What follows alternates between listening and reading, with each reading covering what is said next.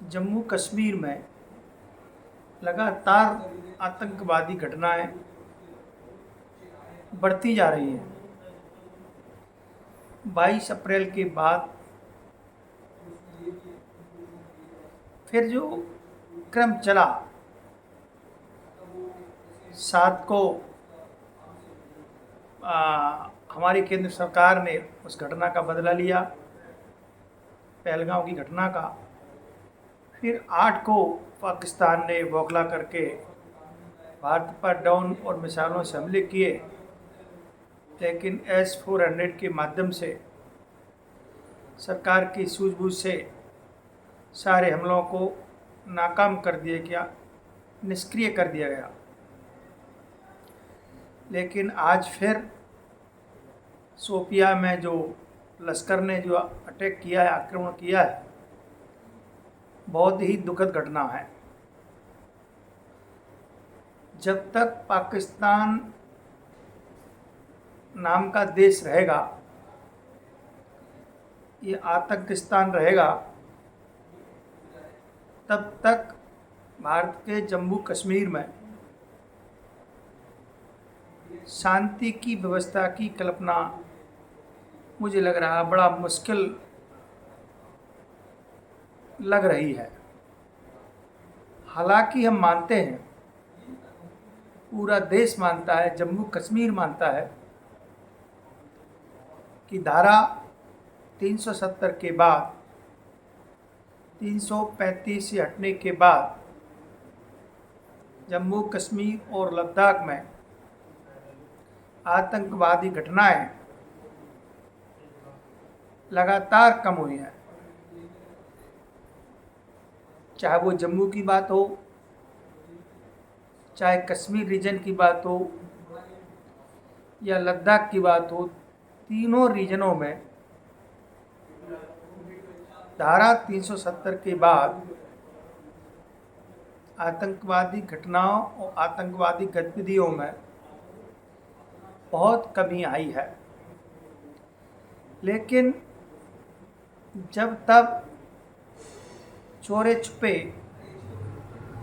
और कुछ देश के अंदर जम्मू कश्मीर में कुछ ऐसे लोग हैं जो आतंकवादियों का सहयोग करते हैं, उनका समर्थन करते हैं,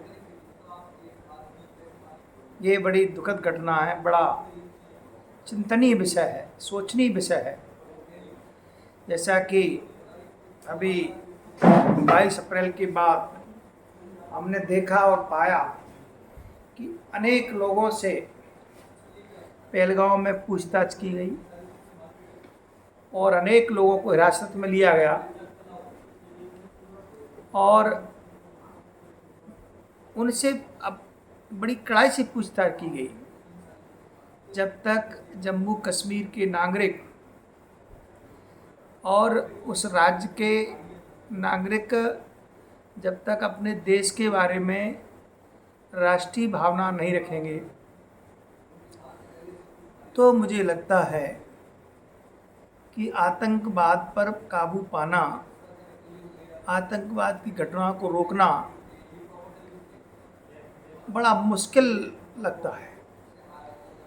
लेकिन आतंकवाद की जननी, आतंकवाद को पोषने और मजबूत करने का जो काम लगातार आतंकिस्तान और कंगालिस्तान पाकिस्तान जो कर रहा है,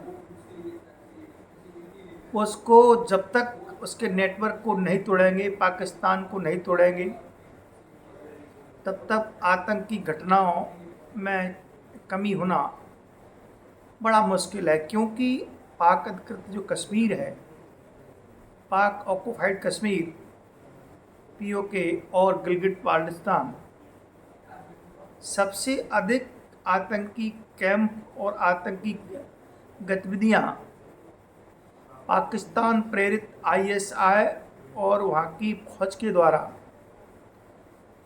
आतंकवादियों को प्रशिक्षण करना, उनको मजबूत करना, भारत के खिलाफ आतंकवादियों को भेजना जम्मू कश्मीर रीजन में वैली रीजन में, जम्मू रीजन में, लद्दाख रीजन में, संपूर्ण भारतीय जम्मू कश्मीर क्षेत्र में जो आतंकवादी घटनाएं होती हैं उनकी जिम्मेवारी पूरी तरह से पाक अधिकृत कश्मीर और पाकिस्तान के आईएसआई और फौज के द्वारा पोषित, पालित और उनकी उनकी जो व्यवस्था की जाती है आतंकवादियों की, उन्हीं के द्वारा जम्मू कश्मीर में आतंकवादी घटनाओं को अंजाम दिया जाता है। आतंकिस्तान इस समय बड़ी बदहाली से, बड़े संकट के दौर से गुजर रहा है और उस संकट के दौर में गुजरने के बाद भी अपनी आदतों से आतंकवादी घटनाओं को भारत में कराने से बाज नहीं आ रहा है। बलूचिस्तान और सिंधु प्रांत लगातार पाकिस्तान से अलग होने के लिए और अपनी स्वतंत्रता को आगे बढ़ाने के लिए लगातार कदम बढ़ा रहे हैं और पाकिस्तान की फौज पर, पाकिस्तान की सरकार पर लगातार हमले कर रहे हैं। और बीएलए ने जिस तरह से बलूचिस्तान में अपनी शक्ति को बढ़ाया है, अपनी वहाँ शक्ति को मजबूत किया है, हम दूसरी भाषा में ये कहें कि बलूचिस्तान के अधिकांश हिस्सों पर बलोच आर्मी बीएलए ने जिस तरह से कब्जा किया है, वहाँ की फौज और पुलिस को सरेंडर किया है, लगता है कि बलूचिस्तान विश्व के मंच पर एक नया देश पाकिस्तान के उधर से निकलेगा। सिंध भी आज़ादी के लिए बहुत प्रयास कर रहा है।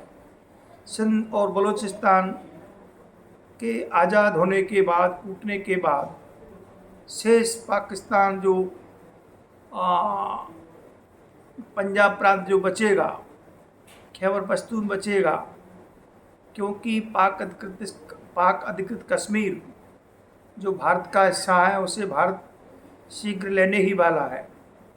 नेहरू जी की गलती के कारण 1947 और 48 में जिस तरह से हमारे देश को नुकसान हुआ, कश्मीर का 40% भाग पाकिस्तान की सेना ने, पाकिस्तान की सरकार ने अपने अधिकार क्षेत्र में कर लिया, अपनी सीमा में पाकिस्तान ने मिला लिया।